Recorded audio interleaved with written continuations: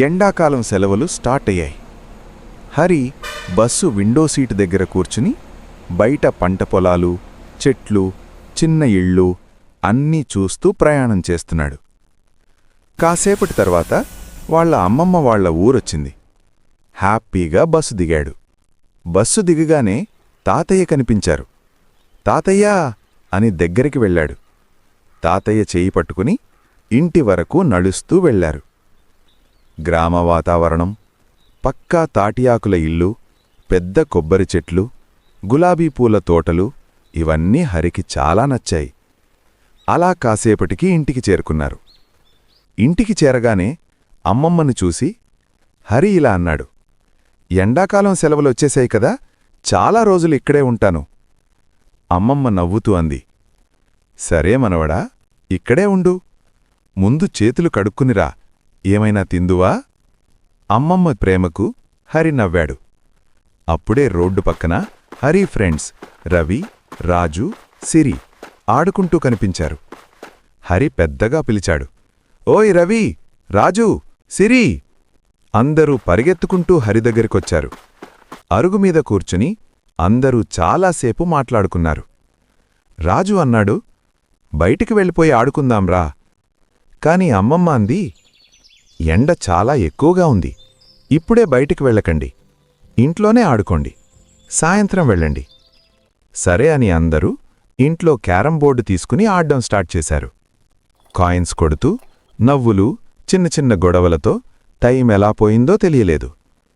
సాయంత్రం అయ్యాక చల్లని గాలి మొదలైంది. అందరూ పక్కనే ఉన్న కొట్టికి వెళ్లారు.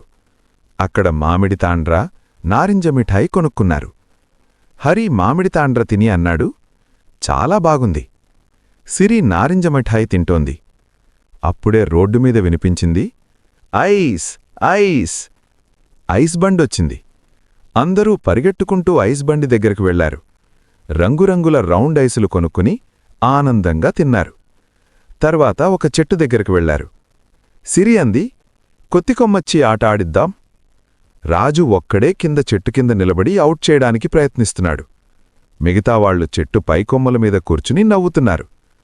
రాజు సిరిని పట్టుకోవడానికి ప్రయత్నించాడు. సిరి కాళ్లు పైకెత్తేసింది. హరి కొంచెం కిందకి దిగినట్టు నటించి రాజు దగ్గరకు రాగానే మళ్లీ పైకెక్కాడు. ఎంత ప్రయత్నించినా రాజు ఎవర్నీ పట్టుకోలేకపోయాడు.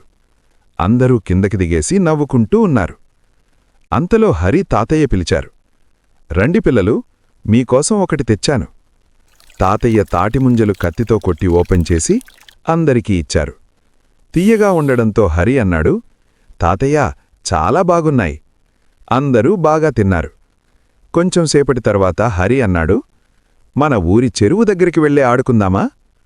అందరూ ఒకేసారి సరే అని పరిగెత్తారు. చెరువు దగ్గరికి వెళ్లి నీళ్లల్లో దూకి ఒకరిమీద ఒకరు నీళ్లు పోసుకుంటూ ఆడుకున్నారు. చెరువుగట్టుమీద తాటిమోదు ఉంటుంది. దానిమీద వరుసగా కూర్చుని ఆడుకున్నారు. మెల్లగా చీకటి పడడం ప్రారంభమైంది.